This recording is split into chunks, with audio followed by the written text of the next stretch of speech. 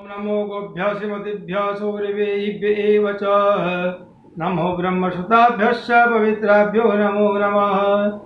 मनोजवं मारुततुल्यवेगं जितेन्द्रियं बुद्धिमतां वरिष्ठं वातात्मजं वानरयूथमुख्यं श्रीरामदूतं शरणं प्रपद्ये।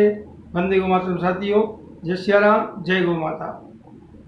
आज हम चर्चा करने जा रहे हैं कि मकान के मुहूर्त में अथवा कोई कुएं का मुहूर्त लगाएं या कोई देवालय का मुहूर्त लगाएं, उस समय भूमि शयन का विचार अवश्य करना चाहिए। पहले हमने चर्चा की थी कि किस दिशा में नींव खोदनी चाहिए। उससे पूर्व चर्चा की थी कि भूमि का शोधन किस प्रकार से किया जाए कि ये भूमि हमारे निवास करने योग्य है या नहीं है। उन्हें थोड़ी चर्चा कर लेते हैं कि सूर्य, मान लीजिए मेष का सूर्य है और मेष का सूर्य, मेष की संक्रांति हो गई। मेष राशि पर सूर्य चले तो संक्रांति मेष की हो गई। वृषभ राशि में अगर सूर्य है तो वृषभ की संक्रांति हो गई। ये हमें पंचांग देखने से पता चलेगा। सूर्य जिस राशि में होगा संक्रांति उसी राशि की होगी। साधारणतः हम चर्चा करते हैं कि मकर संक्रांति जो कि 14 जनवरी से 14 फरवरी के बीच में रहती है, अर्थात एक महीने का समय होता है एक संक्रांति के लिए। इसी प्रकार 3 महीने मेष, वृषभ, मिथुन, 3 महीने में आपकी जो मकान का जो कॉर्नर है, दिशा है जिसमें मुहूर्त लगाते हैं, वह 3 महीने पश्चात दूसरे कॉर्नर में प्रवेश करता है। मान लीजिए मेष की संक्रांति है और हमें मकान का मुहूर्त लगाना है तो सिंह से गणना होगी। सिंह, कन्या, तुला। सिंह की संक्रांति, कन्या की संक्रांति और तुला की संक्रांति में अग्निकोण में मुहूर्त लगेगा। वृश्चिक, धनु, मकर ईशान कोण में मुहूर्त लगेगा। कुंभ, मीन, मेष, मेष की संक्रांति में, कुंभ की संक्रांति में और मीन की संक्रांति में वायव्य कोण में मुहूर्त लगाया जाएगा। संक्रांति का बिल्कुल विचार करें। हर 3 महीने से मुहूर्त अपनी जगह स्थान परिवर्तन करता है, ये विशेष ध्यान रखें। साथ ही भूमि शयन का भी विशेष ध्यान रखें कि भूमि का शयन उस समय नहीं होना चाहिए। भूमि शयन के समय अगर हम कोई मुहूर्त इत्यादि लगाते हैं तो वह नुकसानदायक होता है। तो भूमि शयन के लिए प्रदयोतनाथ पंचनखांक सूर्य नवेन्दुषण विषमता निभानी शुक्ता मही नैव गृहम विधेयम तड़ागवापी खन्नम च रसस्तम। अर्थात भूमि शयन के समय जमीन को नहीं खोदना चाहिए। सूर्य नक्षत्र से, मान लीजिए सूर्य का नक्षत्र है अश्विनी, तो 5 नक्षत्रों के बाद अश्विनी, भरणी, कृत्तिका, रोहिणी, मृगशीर नक्षत्र, अश्विनी, भरणी, कृत्तिका, रोहिणी, मृगशीर, इस नक्षत्र में भूमि का शयन होगा। 5वें नक्षत्र में शयन होगा, उसके पश्चात 20वें नक्षत्र में शयन होगा, 9वें नक्षत्र में शयन होगा और 12वें नक्षत्र में शयन होगा।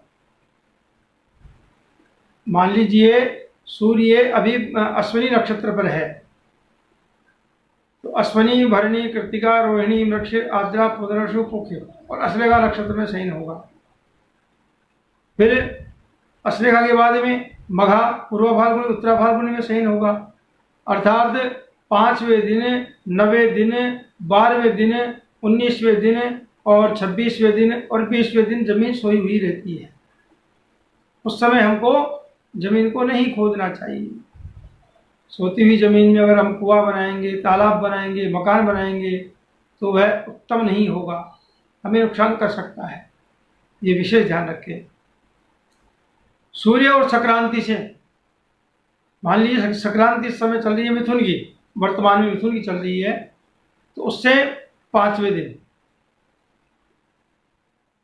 नक्षत्र से हम गिनेंगे 5वें दिन, 7वें दिन, 9वें दिन, 15वें दिन, 21वें दिन, 24वें दिन भूमि का शयन मानते हैं।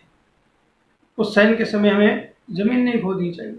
सूर्य नक्षत्र से 5वां, 7वां, 9वां, 12वां, 19वां, 26वां जो ये नक्षत्र है उनकी संख्या, उसमें जमीन का शयन मानते हैं और शयन काल के समय जमीन खोदना उचित नहीं है, वह गृह स्वामी के लिए नुकसानदायक सिद्ध हो सकती है।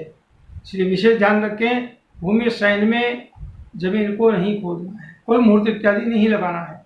अत्यंत आवश्यकता होगी साहब में तो अभी लगवाना है, तो इसमें विचार कर सकते हैं। कुछ घटियां हैं, उन घटियों का त्याग करके और उसमें हम मुहूर्त लगा सकते हैं। अत्यंत आवश्यकता पर पांचवें नक्षत्र की 5 घड़ी और 7वें नक्षत्र की 11 घड़ी, 7 घड़ी, 19 घड़ी और 10 घड़ी और 15 घड़ी, इन घड़ियों को छोड़ करके हम मुहूर्त लगा सकते हैं। अत्यंत आवश्यकता होने पर भूमि शयन में प्रथम तो जमीन खोदना और मुहूर्त लगाना ही गलत है। मान लीजिए मुहूर्त लगाना परम आवश्यक है, तो ऐसी स्थिति में हमें 5वें दिन 5 घड़ी का त्याग करना चाहिए, 7वें दिन 11 घड़ी का त्याग करना चाहिए और 9वें दिन 7 घड़ी का त्याग करना चाहिए। उसी के क्रम के अनुसार 15वें दिन 15वें नक्षत्र में हमें 19 घड़ी का त्याग करना चाहिए और 21वें नक्षत्र पर हमें 2 घड़ी का त्याग करना चाहिए और 24वें दिन हमें 10 घड़ी का त्याग करना चाहिए। इन घटियों को छोड़कर हम अगर मुहूर्त लगाते हैं तो फिर भी कुछ ठीक रहेगा, लेकिन ऐसी स्थिति में अगर हमें मुहूर्त लगाना ही है तो प्रथम गौ माता का जो गोबर, देसी गौ माता का गोबर हाथ में लेकर, नीचे नहीं गिरे, हाथ में लेकर उस स्थान पर हमें जल मिलाकर उसमें स्वास्तिक बनाएं और स्वास्तिक बनाने के पश्चात छोटा सा उसमें गुड़ कोई दोने में रखकर कम से कम उस जगह पर 1 घंटे तक पड़ा रहने दें। फिर पृथ्वी माता को प्रणाम करें, क्योंकि ये संपूर्ण ब्रह्मांड जो पृथ्वी है गौ माता के सींग पर धर्म के ऊपर टिकी हुई है। तो उस धर्म से हम प्रार्थना करेंगे, नंदी भगवान से प्रार्थना करेंगे, गौ मैया से हम प्रार्थना करेंगे, हे मातेश्वरी हम इस जगह पर मकान बनाने जा रहे हैं, हमें सब प्रकार के सुख प्रदान करना। तो निश्चित रूप से आप मुहूर्त लगा सकते हैं। आगे फिर आपको किसी प्रकार की समस्या नहीं होगी। वंदे गौ मातरम। जय सिया राम, जय गौ माता।